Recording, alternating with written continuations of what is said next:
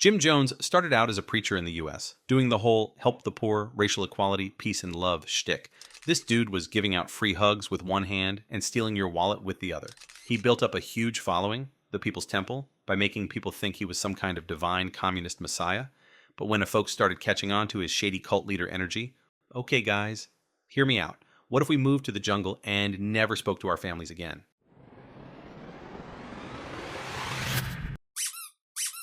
And somehow, 900 people actually said yes.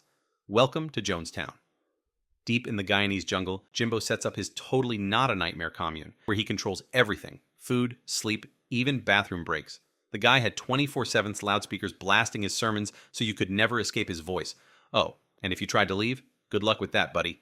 Jones had armed guards patrolling the place like it was North Korea light trademark, and if that didn't stop you, the jungle itself was a death trap. Okay, I made it past the guards. I just got to get through the jungle and just when you thought it couldn't get worse, Congressman Leo Ryan, the absolute Chad who decided to personally visit Jonestown after hearing some, this place sounds culty complaints from worried families. But the visit was a disaster. Some of Ryan's people wanted to leave with him. Jim freaked out and sent his goons to gun them down at the airstrip. Full-blown GTA mission-level chaos. Jones realizes the jig is up and pulls out his in-case-of-emergency plan. He gathers his followers. All right, folks, one sip and flow into the eternal peace. This ain't just any ordinary juice. It's organic, gluten-free, lactose-free, and straight from the heart of Guyana. Can I get mine on ice? And here's the most insane part. People actually drank it.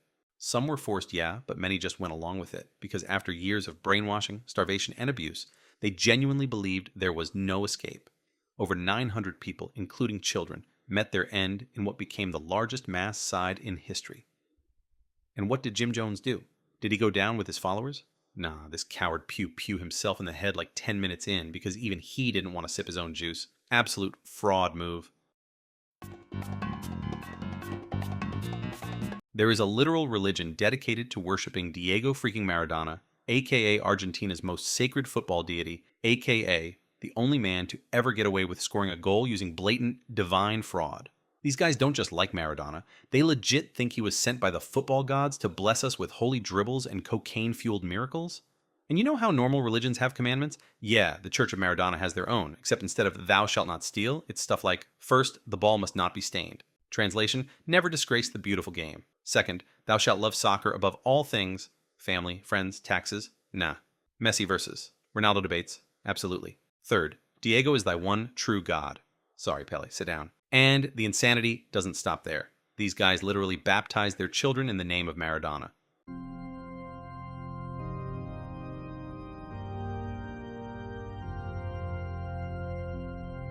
Hand of God. Congrats, kid. You're officially a Maradonian now. Oh, and forget Christmas. Maradona's birthday is their actual holy day. Every October 30th, these people gather to celebrate his existence. They eat, they drink, they probably snort a little something in his honor. Who knows? They have their own version of the Lord's Prayer. A full-on religious prayer. But instead of Our Father, who art in heaven, it's basically Our Diego, who dribbles in Naples. And these guys don't just worship him. They name their children after him. And not in the normal, oh, this is little Diego kind of way. No. They give their kids full-ass Maradona-themed names. All right, roll call. Diego Armando Goalkeeper Rodriguez. Here, miss. Hand of God Martinez. Present. These kids are growing up legally named after a handball incident. That's not even a joke. The Church of Maradona has thousands of followers worldwide. It has its own official registration. You can legally become a priest of Maradona. Somewhere out there is a man in a cassock and football cleats taking confessions. Forgive me, Father, for I have sinned. Speak, my child. The pitch awaits your confession. I was watching old matches, and I felt bad for Peter Shilton. He looked so sad when Maradona scored that goal. You know, the hand of God one. That man tried to defy destiny itself. 10 Hail Maradonas. Watch that goal in slow motion until you feel the divine justice. This is actual, real-life, FIFA-loving, Messi-hating, full-blown Maradona fanaticism. And honestly, I kinda respect it.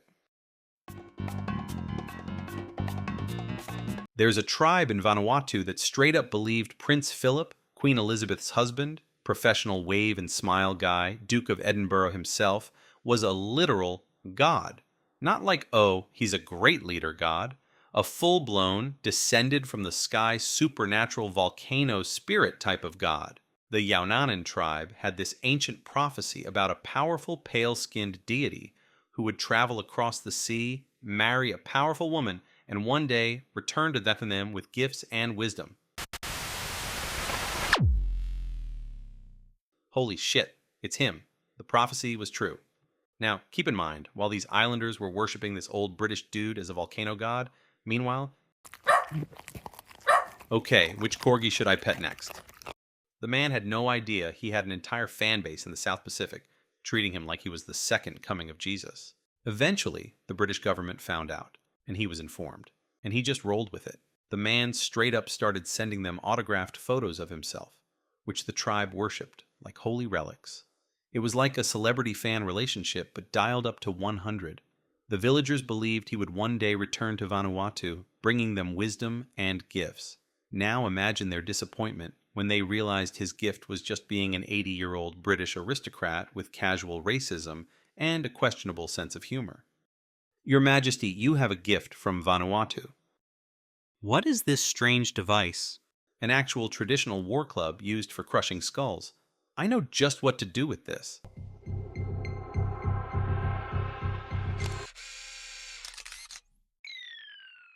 Look at him! He holds it like a true warrior. Even after Prince Philip passed away in 2021, the tribe didn't stop believing. Now they think his spirit is going to reincarnate and return to them one day, so who knows? Maybe in a few years, some British toddler's going to start babbling in an old man's voice and demand to be taken to Vanuatu.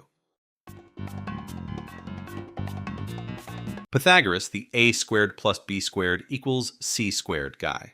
You probably know him from high school math class, but what your teacher didn't tell you is that he also started a mathematical death cult, where numbers were literally worshipped as gods. These guys thought numbers weren't just in high school to hurt grades, but actual divine entities with mystical powers. They also believed odd numbers were male. Even numbers were female. And 10 was the most sacred number, because, you know, the easiest multiplication number. Or maybe because it's Messi's number. They straight up refused to eat beans because they thought beans contained human souls, and farting was basically the equivalent of murdering a baby. Let's see how human souls, beans taste like... And the crazy rules didn't stop there. If you joined this cult, you had to follow a strict 5-year vow of silence, like full-on shut the hell up mode. If you broke the rule, they kicked you out. Maybe because they spent most of their time in libraries, and they wanted a no talking in the library policy instead of more than just a dirty look from the librarian. These guys believed in reincarnation. Pythagoras himself claimed to have been a Trojan war hero in a past life, and could talk to animals.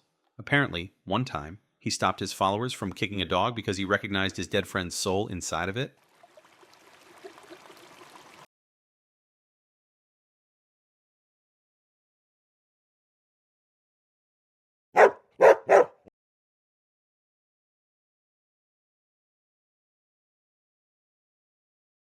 And let's talk about Hippasus, a member of the cult who made the ultimate mistake. He discovered irrational numbers. Yeah, the type of numbers which made our grades go from bad to worse. Turns out these number-worshipping lunatics were cool with whole numbers and fractions, but couldn't handle decimals. When Hippasus figured out that the square root of 2 was irrational and couldn't be written as a fraction, they were so offended by reality that they straight up drowned him in the ocean.